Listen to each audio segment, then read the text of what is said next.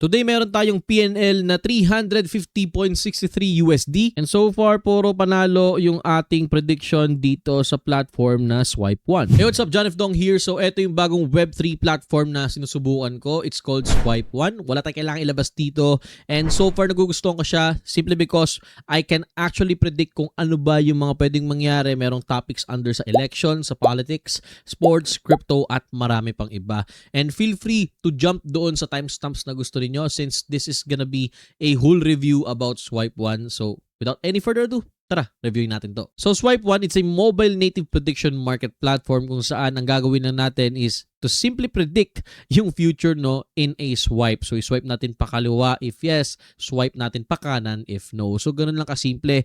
And yung topic so far na kasama dito is crypto, may sports, may finance, may politics or elections and marami pang iba. Moving forward, quick run through lang natin So it's mobile first, tapos may social prediction and it's built for everyone. So paano nga ba nagkaroon itong Swipe 1? It started daw with a simple question. So eto yung nakita nila na parang pinaka-solution para sagutan yung mga simpleng katanungan. So according to them, prediction should feel as natural as using social media, which I totally agree. Isa sa nagustuhan kong feature dito is itong 3 simple steps ng Swipe 1. So number 1 is you see the question. Number 2 is you swipe your opinion kung yes ba or no. And number 3 is you track the outcome kung tama ba yung prediction mo. It's worth note-taking na ito yung gusto nila mangyari na kung saan itong Swipe 1 as a prediction market where it's faster than trading, simpler than investing, and social than forecasting. As for the infrastructure, ito po ay built on the BNB chain or network where for them, it's fast, scalable, and low cost. Plus point na rin sa akin that they actually support communities. So according dito sa website, it's community driven and kung yun ang pundasyon ng Swipe 1, definitely that's a plus point para sa akin. Now that's our quick overview sa Swipe 1. Tara, puntahan na natin yung kanilang platform. Alright, so nandito tayo sa ating mobile device and yung Swipe 1 screen. So currently nasa home section tayo and may ibang mga categories. Right now nasa trending tayo. Meron ding elections, politics, sports, crypto, weather, commodities, and I believe dadagdagan pa nila to in the near future. But for the meantime, focus lang tayo sa trending. So currently, yung question dito sa trending is under crypto category. So that's ETH 15 minutes and ang target daw is $1,869.22 US dollar. If ang sagot natin is yes, we'll have to swipe left. And kapag nag-swipe left tayo, ito yung conditions. So ang price to beat is 1869.22 and yung current price is 1866.73. And ang amount na kailangan nating itaya is 1,000 USD in points. And kapag tama tayo dito, mapapalano na natin is 4,235 in USD points. If otherwise ang sagot natin is no, we just have to swipe right. And ito naman yung condition. So again, 1,000 yung ating itataya. Pero ang makuha naman natin in return pag tama is 1,092.91 USD in points. Again, please do take note, wala tayong kailangang ilabas dito. Ang pinag-uusapan po natin is yung USD in-game points. So naka-US dollar siya pero points lang talaga siya in-game. Now getting back dun sa same question, let's say ang sagot ko is no, I'll swipe right. Ayan, mag-swipe tayo pa kanan. Tapos eto yung condition, I'll just have to click on confirm. Then, trade successful. Moving forward, since malalaman naman natin mamaya kung tumama yung ating prediction, talon muna tayo dito sa pinakagusto kong i-share sa inyo yung leaderboards. So, itong leaderboards na ito, dito tayo actually posibleng kumita since this actually features real rewards. That's because may ongoing na Swipe 1 Leaderboard Challenge volume number 3 and ang total prize pool dito is 11,000 USDT. So, if yung nirefer mo na-finish niya within top 30, you'll receive an additional reward equal to 10% of their leaderboard price paid separately by Swipe 1. So your referral, siya yung mag-uwi ng 3,000 USDT. They keep all the 3,000 USDT. Tapos ikaw naman makakuha kang 10% which is 300 USDT from Swipe 1. So this period is from July 20, 2026 up to July 26, 2026. So ito yung prices yung leaderboards rewards. So the top 1, 3,000, top 2, 2,000, top 3, 1,000, top 4, 600 USDT, top 5, 400 USDT, then top 6 to 10, 300 USDT, top 11 to 20, 100 USDT, and top 21 to 30, 50 USDT. Tapos yung mga winners will be announced 12 hours after the challenge ends. So napakadali na naman sumali dito. In fact, kung gusto nyo sumali, kayang-kaya ninyong panalunin to since all you have to do is magsa-sign up kayo ng account. Tapos, damihan nyo lang, tayanin nyo. Tapos, pag tumaya naman kayo dito, mababalik din naman yung panalo ninyo, yung points na makuha nyo. And wala kayo kailangang ilabas. So kaya siya naging 11K kahit na 10K nandito sa ating first photo. Simply because yung second photo, ito naman is para sa nag-refer. So 1,000 yung total para sa referrer and 10,000 naman para dito mismo sa challenge. So that's a total of 11,000 USDT. So ito yung part ng Swipe 1 na gusto kong i-share sa inyo dahil dito talagang kumikita. Right now, kasali nga ako dito eh. So, number 47 tayo sa current leaderboard. So, I'm still doing my best para makarating tayo at least top 30 para makuha tayo ng real rewards in USDT. Next sa leaderboards is itong portfolio. So, dito sa portfolio side, makikita natin yung total portfolio balance and yung ating profit or loss or yung PNL natin na tinatawag.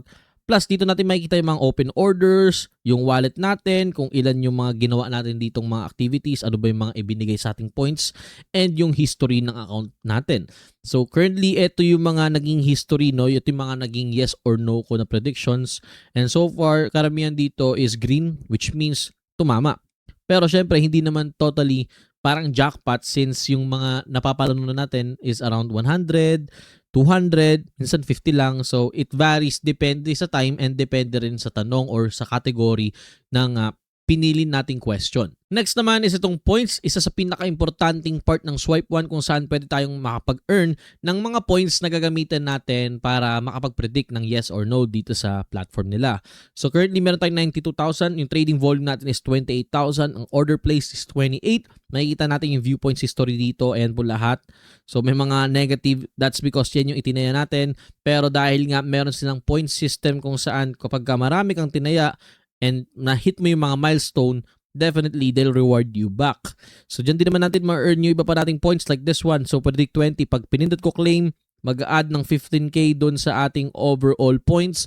So instead of yung kanina, nasa 107,000 points na po yung nandito sa aking account.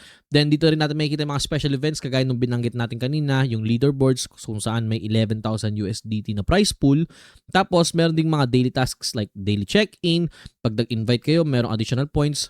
And marami mga tasks dito. And finally, this leads us sa referral section. So itong referral section, ito yung part kung saan I'll actually convince you na gamitin yung aking referral link, though it's optional.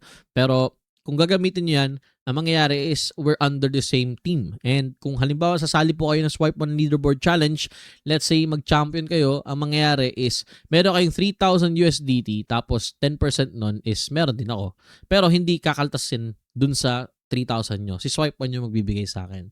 And additionally, may dagdag din siya sa akin in a form na magkakaroon ako ng more points para makapag-predict ng yes or no dito sa Swipe 1. So again, that's optional pero feel free to use it if kumpares man tayo na gusto ng ganitong prediction market platform na wala namang kailangang ilabas na totoong pera. Now, paano ba magsimula dito sa Swipe 1? Sobrang dali lang. So meron tayong link that will redirect you dito sa ating Swipe 1 platform page. And dito meron kayong options. You can use your Google account or pwede nyo gamitin yung email ninyo. Meron tayong option to use your MetaMask, your Wallet Connect, OKX, or even your Coinbase. So kung isa kang crypto enthusiast, mas trip mo gamitin yung iyong mga Web3 wallets, you may choose etong option sa ilalim. Pero if gusto mo naman na email mo, you may use etong email address or Google account. Pwede kayong mag-proceed using that. And once na successful yung login ninyo, ito yung makikita ninyo sa inyong mga screens. So ito, may Ben and take the prize halimbawa. So lalabas din yung current campaigns like itong leaderboard challenge. So if hindi pa kayo ready, pinutin nyo lang X. Tapos enable trading nyo lang dito pagka lumabas yung request na yan. Then click on done. Tapos makikita nyo rin naman yung leaderboard. So currently, ito yung ating standing. Wala tayo sa leaderboard since zero yung account natin. Pag punta tayo ng home section, halimbawa, ito yung makikita ninyo. So, merong mga tutorial naman dito. Di kayo maliligaw. Currently, meron tayong zero balance. Pero makapag-claim naman tayo niyan once we go here sa points. Tapos, may daily check-in na tinatawag. Mag-claim lang tayo dito.